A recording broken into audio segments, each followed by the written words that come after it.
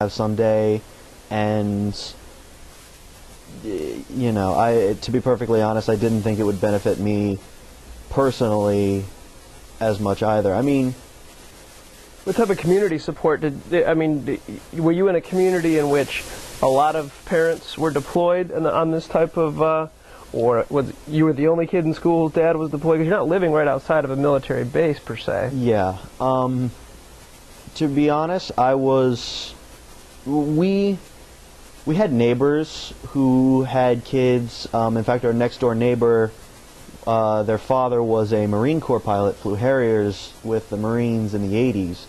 Late 70s and 80s, and so they were there. They were very supportive. They knew what it was that we were going through. But beyond that, we were really the only kids in school that actually had parents in the desert. Yeah. So, what was that like? I mean, were you aware at the time that you were definitely different? Not necessarily. I mean, when you're in your middle school and high school years, your parents are, you know, the less you see them, kind of the better. Sure. But I mean, we knew, but at the same time, we knew it was his duty. It was his job. It was what he had signed up to do.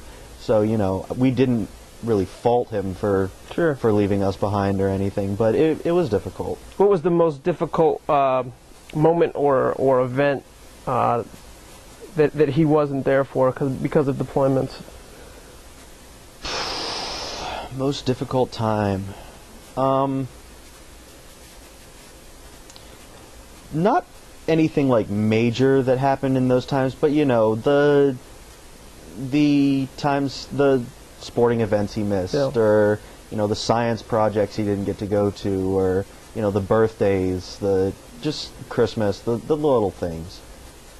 You know, each one in stride, taken individually, it happens, but you know, when it builds and builds and builds, it kind of tends to be, you know, you wonder to yourself, you know, when is he coming back? Because, like I said, being in a special operations unit, he's gone.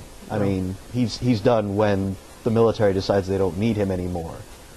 So what's the switch? I mean, you clearly saw that this is a difficult thing, and maybe not worth it. At what point do you say to yourself, it is, and I'm going to do it? Well, two things, to be perfectly honest. Number one, I fell in love with George Washington University down in D.C. And number two, I was looking at Guard units. I was actually looking at James Madison and the Virginia Guard as well. I was looking at a couple of other different schools and different units. I wasn't really sure what I was going to do, or if I even wanted to do it, or whether I just, you know, wanted to go to a state school or what. But so one, I fell in love with George Washington, and number two, I visited my unit, the 113th, and the recruiter took me out to the flight line, and I saw F-16s up close and personal for the first time, and just went head over heels. It's the only girl I'll ever love. And that was while you were in the decision-making process senior year? Yes.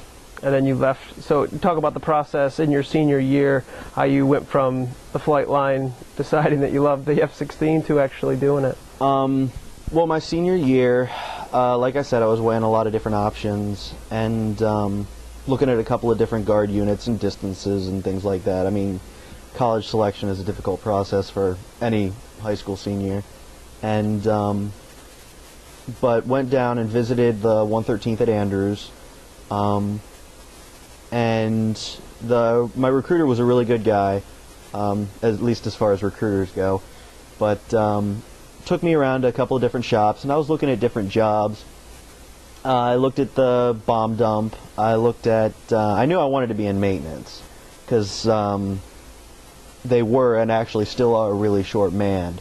I don't know, the DC Guard's kind of a well-kept secret. I mean, you think Guard are state-sponsored, or are state units, but DC actually has one as well.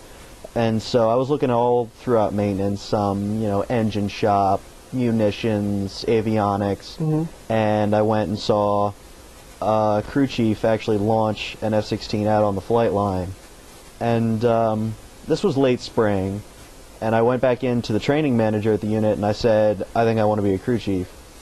And I'll never forget, he looked at me and he said, "You want to be a crew chief?" I said, "Yeah, I want to be a crew chief." He said, "Are you sure?" I was like, "Yeah, why?" He's like, "All right." So that's when I decided I wanted to... Makes you feel good about your decision? Yeah, and I didn't understand it at the time, but I know now what he was talking about, but I still love it. So it's a great career field. I like it. I mean, I don't know, not too many people could say that they genuinely enjoy being outside when it's, 20 degrees and raining, or outside when it's 110 degrees with, 60% relative humidity, working on airplanes, but I really do enjoy it. How did you get there? I mean, you decide in the spring, and then over the summer you do basic training, or what's the process? Well, over the summer, just after graduation, I went down and enlisted, and talked to the training manager about getting school dates and things like that. I wanted to get out as quick as possible because I wanted to get through my training before school started in the fall. Well, this would be the start of a 2-year-long ordeal where the Air Force has a chronic shortage of trainers. So getting a school date is very difficult, and it's a first-come, first-served deal based off of the fiscal year. So after I enlisted, I come to find out we have no school dates available because it's, June. It's toward the end of the fiscal year. Everything's booked up. So ended up going to college that fall, and in October I got a school date for May of '09 for basic training, and they had put in a request for tech school then immediately thereafter, but I was backlisted for it. And so I ended up going in the spring, and I went to basic training over the summer. I actually graduated basic training on my 20th birthday. Best birthday gift I ever got. I managed to hide that fact from my TI until after we had graduated. So you were able to go to school the previous fall before basic training? Yes. And you were still on the funding for the Guard, or how exactly does that work? Yeah, I was still on funding for them. I was actually... they've got something called student flight down there, where the people that are waiting on school dates or whatever, they come in on drill weekends. What do they consist of? Drill weekends? Yeah. It's Saturday and Sunday. If you're outside of a commuting distance, you get lodging. Basically, you do your work on Saturday and Sunday, you do training, medical things, anything that you need to get done. Well, as a crew chief, I work on the jets.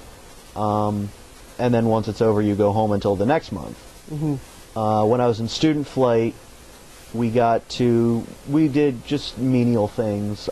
Student flight because you hadn't done basic training in school?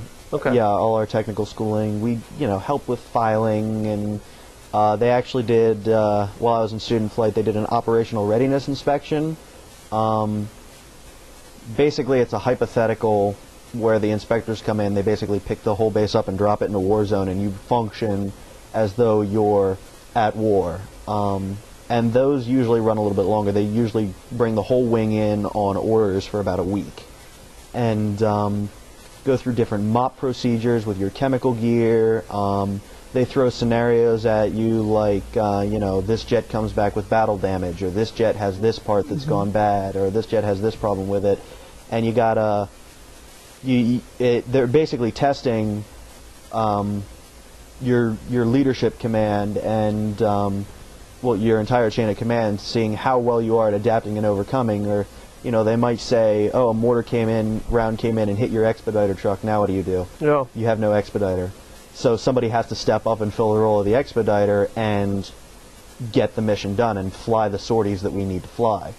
And, that's just in maintenance. They also test the ops group and say, you have to scramble jets now to go and intercept this. Or, they'll test the med group and say, the expediter truck was just hit with a mortar. Now you got to treat this guy. At this, what are you doing at this point? I mean, you haven't been to basic training, you haven't been to school. We actually came in, they had us come in the week beforehand because they set up defensive fighting positions, they set up hardened shelters, things like that. So we helped them, fill in sandbags, stacking them, doing all that kind of stuff. And then They just wanted us out of their hair for the actual inspection. Are you paid as if you're